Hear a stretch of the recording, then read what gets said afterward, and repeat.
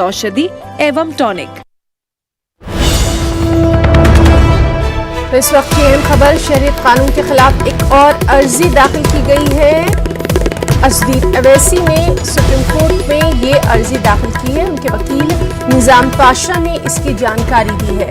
तो आपको बताएं कि ऑल इंडिया मजलिस इत्तेहादुल मुस्लिमीन के सदर असदीर अवैसी ने सुप्रीम कोर्ट में शहरियत कानून के खिलाफ एक अर्जी दाखिल की है।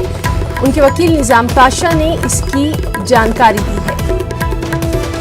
तो लगातार जिस तरह से हमने देखा था कि असदुद्दीन ओवैसी ने पहले इसकी मुखालिफत की थी, लगातार पार्लियामेंट में भी वो शहरियत कानून की मुखालिफत करते रहे थे और अब उन्होंने सुप्रीम कोर्ट में एक अर्जी दाखिल की है।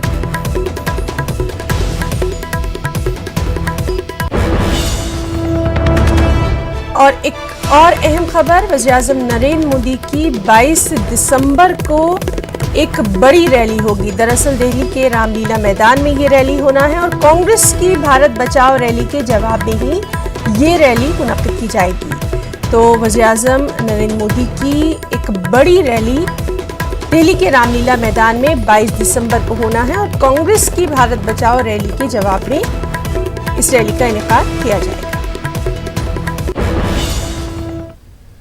दिल्ली के